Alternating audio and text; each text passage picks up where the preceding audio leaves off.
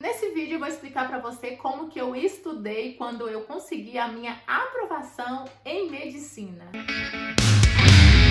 Olá pessoal, tudo bem com vocês? Eu sou a Thay e eu falo de assuntos acadêmicos gerais. Bom gente, muitas pessoas me perguntam como que foi o meu método de estudo, como que eu estudei, então eu resolvi fazer esse vídeo, né? Porque assim, eu estudava em um cursinho e eu fazia, né? O cursinho tem um sistema Bernoulli de ensino, que para quem não conhece, Bernoulli é um colégio que tem aqui em Belo Horizonte, muito famosinho, tem um cursinho também.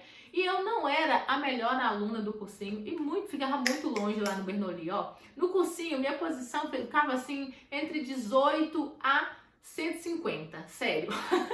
Havia uma variação muito grande de oscilação durante os simulados. E durante as aulas, eu não era a aluna que mais desenvolvia, que mais perguntava as perguntas inteligentes, a que estava mais estudando, a que estava fazendo mais exercício, que trazia os exercícios prontos de casa. Não recomendo, mas eu não era essa aluna, eu não era nenhuma aluna destaque do cursinho, inclusive, né? Dentro do meu grupinho, ninguém achava que eu ia passar, que os meus amigos iam passar e eu não. O que aconteceu foi que eu consegui a minha aprovação e os meus amigos conseguiram a aprovação deles depois, mas eu não era o prodígio do cursinho, não era a aposta do cursinho, né? E eu consegui a minha aprovação e muitos alunos mesmo que estavam bem à frente de mim não conseguiram. É claro que eu usei estratégias também para conseguir a minha aprovação, mas eu vou explicar para vocês aqui basicamente como que funcionou o meu método de estudo.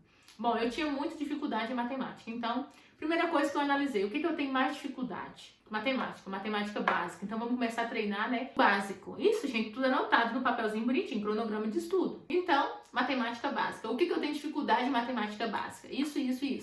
Português. O que eu tenho dificuldade em português? Aí eu fui lá, teve uma época que eu tava tão bitolada mesmo, que eu estudei até gramática, essas coisas todas, não recomendo. Português não é isso, português é fazer questão e tentar, né, aprender ali por método de resolução de questão, e se você tiver muita dificuldade, vai lá ver o conteúdo. Beleza. Qual a matéria que eu tinha maior facilidade? Humanas. Então eu pensei, a partir de determinada época, eu vou potencializar o que eu sou boa. Nunca despreze o que você é bom. Deixa aquilo para você potencializar para nos seus resultados. Então seja melhor ainda naquilo que você é bom. Basicamente foi isso. Fiz todo, então, né, o planejamento ali das matérias que eu tinha mais dificuldade, exatas, de modo geral, matemática, física, química. Biologia, muita facilidade, porque, né, não sei se vocês sabem, acompanham meu canal aqui, mas eu já fiz fisioterapia e já fiz nutrição. E essas matérias, né, base lá desses cursos que eu fiz, basicamente é o feijão com arroz que a gente vê na biologia lá do cursinho. Então,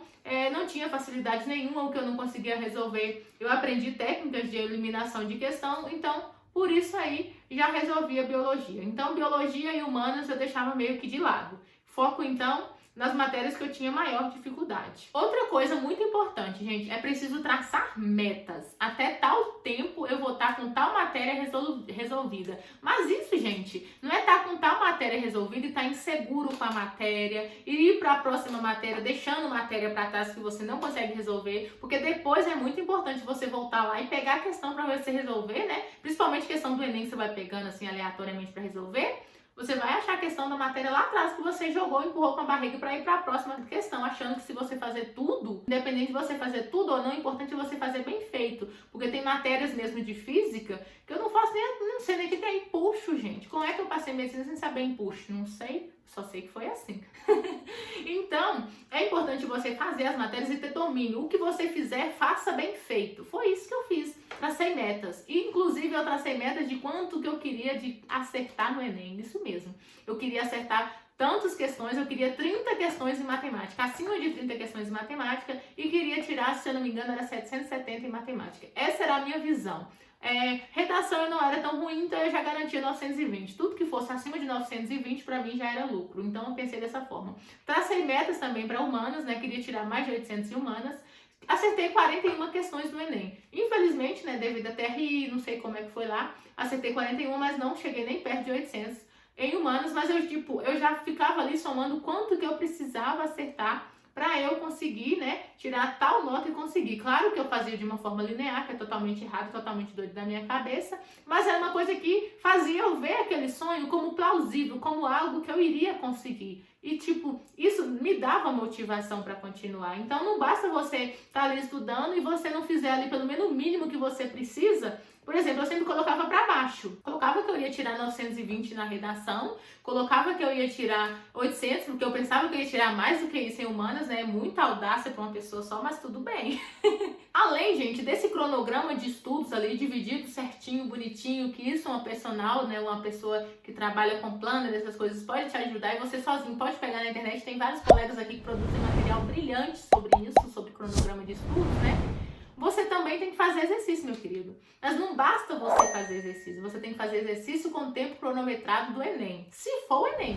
Porque se for um vestibular específico que você for tentar, meu querido, aí você vai ter que mudar totalmente sua metodologia. Você vai estudar para aquele vestibular, vai ser as matérias daquele vestibular, você vai entender as características daquele vestibular. E se você puder, eu recomendo, né, se existir, entrar num cursinho que seja específico para aquele vestibular. Por exemplo, para quem tenta uma faculdade grande, para quem tenta USP, essas coisas, entra de cursinho que vai ensinar você a fazer para tentar a USP, entendeu? Não entra em cursinho qualquer não, porque você vai tomar lapada.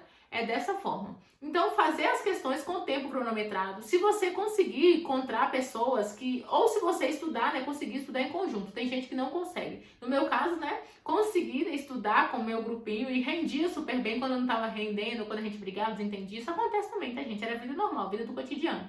Cada um pro seu canto, mas assim, estudava e rendia. E também não ficava só presa a grupinho, não. Estudava separada também, chegava lá já querendo saber para mostrar que sabia alguma coisa.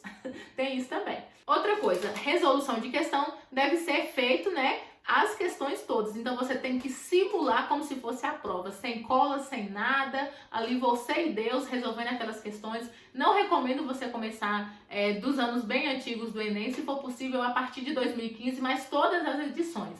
Ou seja, a edição oficial, reaplicação, PPL, qualquer coisa que você tiver a mais do Enem, baixa aquilo tudo, imprime tudo e aí você vai resolvendo essas questões, deixa o tempo cronometrado, faz tudo certinho, né? Se for de humanas, resolve o dia só de humanas, no outro dia faz só de exatas e natureza também. A redação, eu recomendo assim, nós não estudávamos, né, no grupinho, redação juntos, então cada um fazia a sua. Então eu recomendo você tirar um dia da semana ou 2 dias da semana para fazer redação. E outra coisa, gente, não fica batendo em cachorro morto. Se você tem domínio sobre redação, só treina os temas. Então, uma vez por semana ou 2 vezes por semana, seguindo o cursinho que você está seguindo, ou seguindo alguma coisa que você segue da sua cabeça, sei lá, treina um tema diferente, né, de acordo com o que pode vir a cair no Enem. Você vai treinar aquele tema ali da atualidade. Mas não fica batendo cachorro morto fazendo redação todo dia. O cara tira mais de 920 na redação e tá querendo o quê? Claro que ele pode aumentar para 1000. Mas aí ele tira 920 na redação e tira 500 em natureza. O que ele precisa melhorar? Ele precisa melhorar em natureza. A redação em 920, o que subir é lucro. Às vezes a pessoa faz uma redação 920, nem 920 ela tira. Então, já tá por aí. A partir do meio do ano foi que eu comecei a voltar, né, a estudar de forma mais intensa humanas. Eu nunca deixei humanas de lado, sempre acompanhava a matéria da sala de aula e estudava. Só que não era tão forte quanto a questão da matemática e da natureza. Nunca, em nenhum momento eu parei, não, vou estudar humanas não. Tava seguindo o cronograma da forma ali aleatória como Deus queria, mas nas aulas de humanas eu chegava a viajar na sala de aula assim, vendo pro professor, né, professor Ivonei, darem essas aulas, porque eu gostava, era uma coisa que eu tinha aptidão. Quando eu falava, vou estudar matemática amanhã, eu chegava a ficar triste. Mas aí no meio do ano eu potencializei humanas, dei uma reforçada em linguagens, né? Nos simulados que eu fazia em casa mesmo, tava acertando 40, mais de 40 questões em linguagens. Não sei porque que não aconteceu assim no Enem. Mas enfim, né? Já que eu tava acertando tão bem, o mínimo que eu deveria esperar é mais de 30 questões em linguagens. E foi o que aconteceu também. Então, gente, basicamente foi isso no ano da minha aprovação. E eu estudei sério mesmo o que eu tinha dificuldade. Se eu tinha dificuldade no beabá, o que é 2 mais 2, eu vou ver 2 mais 2 que tinha no meu canto, né? Falar com ninguém. E vou chegar na sala de aula e vou fingir que eu já sabia o que era. Mas não tem vergonha não, cara. Tem vergonha de perguntar ao professor o que é a palavra. Assim, na sala de aula mesmo, uma dica assim. Tem muita gente que fica sentada lá na frente, tem muita gente que gosta de aparecer, de fazer pergunta difícil, de mostrar que sabe. Mas lá na hora do Enemzinho, querida, é só você e Deus, entendeu? E tem muita gente que é ansiosa, tem muita gente que não consegue ir bem nas provas. Então você tem que ter muito controle emocional na reta final do Enem, alimentar bonitinho, praticar exercício físico. Nesse momento ali da reta final, controlar, né, a ansiedade é muito importante e é muito importante ter estratégias. Se você não viu, eu tenho alguns videozinhos aqui, né, ensinando como você identificar questões fáceis no Enem, como você pular a questão, porque eu fiz tudo isso na hora da prova também. Não é importante, não é só você estudar direitinho e bem aqui nos simulados, não. O importante também é você ter estratégia para chegar na hora da prova. O dia mesmo que eu fui fazer a prova que eu passei, né, a redação, eu tremia. Eu errei umas 5 vezes, assim, eu tive que riscar, né, 5 vezes e colocar entre parênteses, porque eu tremia de tão nervosa que eu estava. Mas aqui eu vou deixar para vocês, né, o videozinho mostrando para vocês como identificar questões fáceis, médias e difíceis, como pular a questão. Então você já vai chegar na prova do Enem igual um raposinho, porque é uma maratona.